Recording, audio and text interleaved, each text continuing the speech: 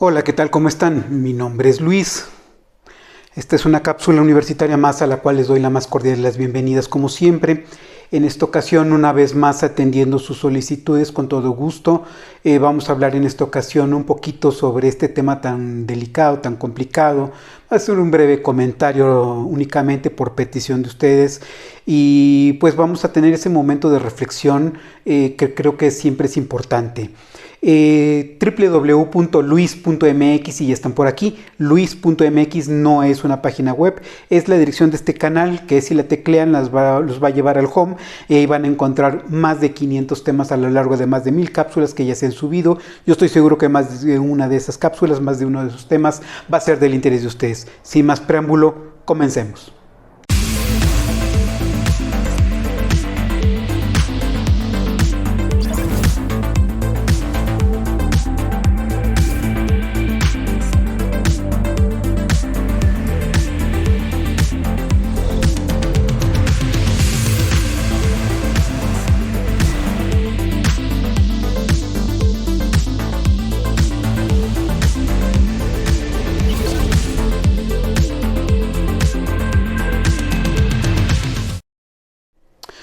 Mire, en este caso de Octavio Ocaña es lamentable y es lamentable como la muerte de cualquier persona, nada más que cobra relevancia porque se trata de una persona famosa, pero precisamente de eso es el tema de reflexión que quisiera yo que tuviéramos. Para que los que no estén todavía muy bien informados o no tengan toda la información concatenada, al menos lo que hay hasta ahora, pues se supone que este joven actor que, bueno, de niño comenzó trabajando en Televisa, haciendo este programa dominical, y que, bueno, fue conocido, lo conocían como Benito Rivers, y bueno, pues ya fueron pasando los años, lo conocieron, y bueno, pues obviamente ya grande, pues ya quiere hacer su vida, que pretende casarse y de pronto por ahí ocurre esta situación en donde hay cosas que no quedan del todo claras, ¿no? En donde está conduciendo una camioneta, en donde un día recoge a una persona que es además conocido de su papá, ambos personas que lo acompañaban son conocidos de su papá y de pronto pues se ve envuelto en una persecución policíaca. Incluso uno de los policías que es el que dispara, que va en el asiento de copiloto de la camioneta que va haciendo esta persecución, pues revisa y parece ser que es quien dispara. Y bueno, pues obviamente logra dar contra Octavio.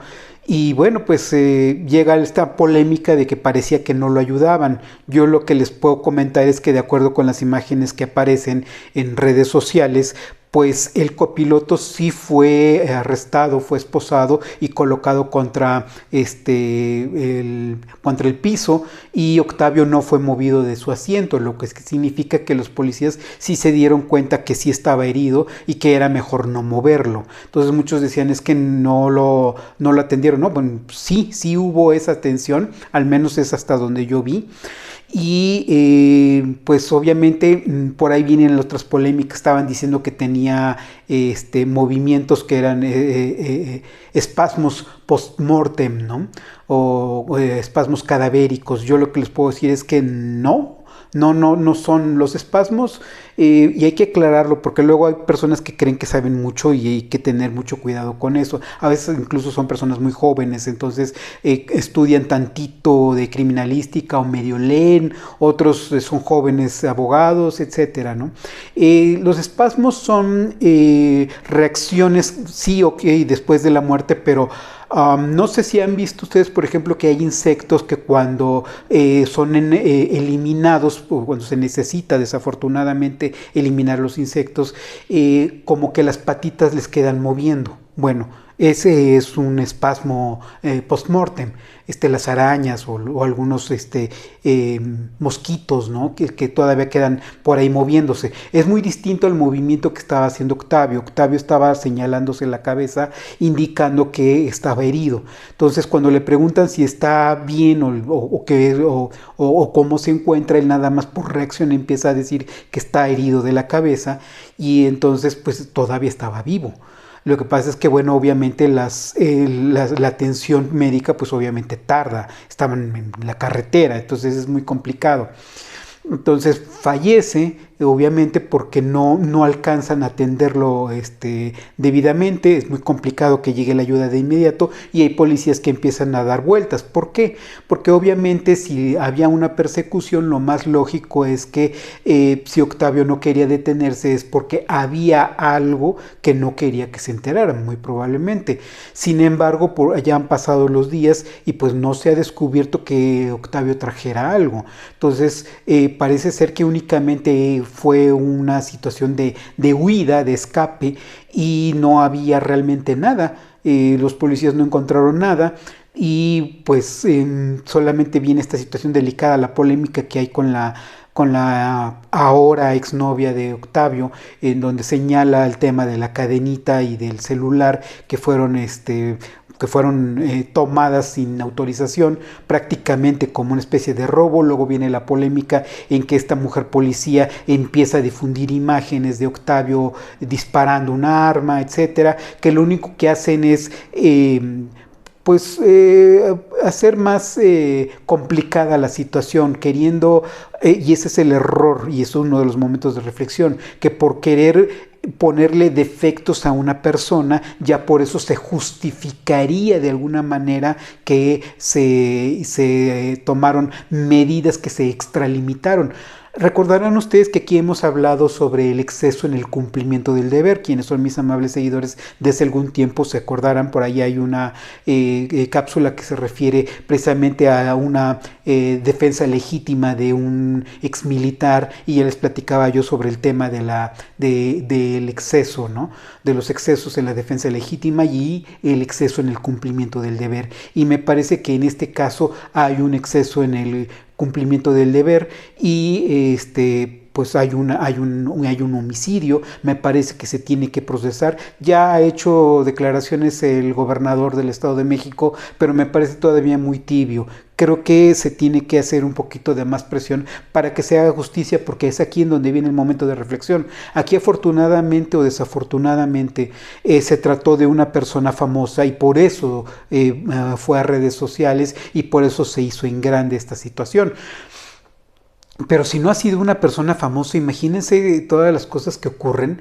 Empezaron obviamente a salir posterior a esto una serie de videos y de denuncias de los policías de la zona en donde hay actos de corrupción, ¿no?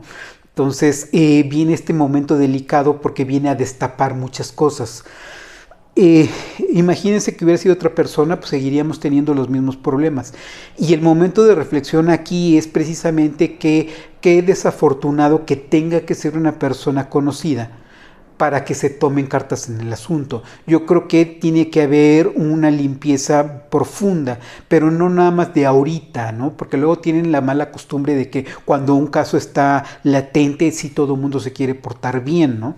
Y esto debe ser permanente. Desafortunadamente, y como lo hemos platicado en otras cápsulas cuando hemos hablado sobre, pues ahora sí que esta cápsula sobre la Cuarta Compañía, estas cápsulas sobre Marco Antonio Sánchez Flores, etcétera, que hemos hablado sobre la corrupción, sobre estos detalles. Constantemente hay en las policías esta situación. Muchos de los policías no es que tengan la intención de ser corruptos, sino que les piden cuotas los jefes.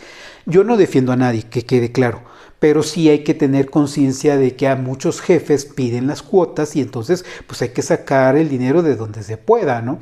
Por eso es que inmediatamente andan cazando pues a quien más o menos ven que les pudiera dar algo de dinero, que porque se pasó el alto, que porque excedió la velocidad, que porque tiene algún detallito en los faros, algún detallito en las placas o lo que encuentren, pues. Entonces esto obviamente es una exigencia porque los jefes cada vez quieren más dinero. Entonces, por eso es la exigencia de que los gobernadores tomen cartas en el asunto, no nada más los presidentes municipales, sino los gobernadores tomen cartas en el asunto con seriedad y que no lo digan en el discurso, que salgan ahí en la tele y ya, ¿no? Sino que realmente se vea en los hechos y que se pueda denunciar de inmediato y que se pueda exigir un cumplimiento y en su caso una indemnización inmediata a las personas que queden afectadas por cualquier tipo de situación, por cualquier tipo de abuso de la policía, ¿no? Entonces, Aquí podemos ver un ejemplo de los excesos que puede haber y que debe de tomarse en consideración siempre, tenerlo siempre presente para que se reduzcan al mínimo los actos de corrupción. Yo no les puedo decir que se acabe la corrupción porque desafortunadamente siempre hay corrupción, siempre hay malos elementos. Pero sí se puede reducir al mínimo y creo que esa es una exigencia que todos como ciudadanos debemos de presionar porque a cualquiera le puede suceder. Entonces me parece que es muy importante que este caso lo podamos mantener vigente para efectos de presionar, y no nada más en el Estado de México, sino que se presione en la Ciudad de México y en todas partes, en todo el país, para efectos de que no ocurran este tipo de cosas, porque a cualquiera le puede pasar, ¿eh? Que si venía alcoholizado o no venía alcoholizado, que si tenía ansiolíticos, lo que sea, eso no justifica una persecución al grado de estar incluso disparando a las personas, ¿no? Eso no debe de ser. Si los policías no están completamente seguros de que hay ahí un problema, no tienen por qué desenfundar. Me parece que eso es muy importante.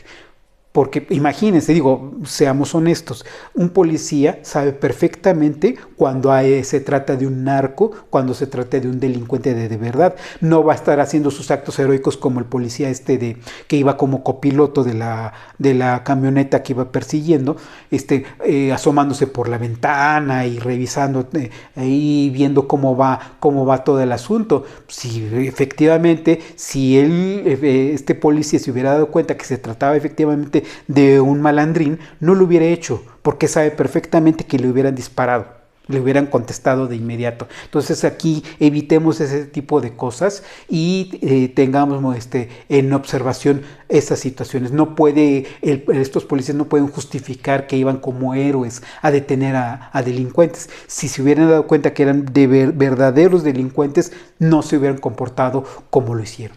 En fin, que es el momento de reflexión, que hay que mantener el caso vigente y que se resuelva como debe de ser para efectos de que no se repitan estas situaciones ni en el Estado de México ni en ningún otro lugar. Creo que esa sería pues la situación en el momento de reflexión. Obviamente le vamos a dar seguimiento a este tema una vez que haya más elementos como para poder enriquecer esto y complementarlo para poder ofrecer un comentario más completo. En fin, que los invito para quien me quiera acompañar. La siguiente cápsula vamos a hablar sobre Andrés Manuel en la ONU. Bueno, por lo pronto les agradezco muchísimo por su muy amable tiempo y como siempre estamos en contacto.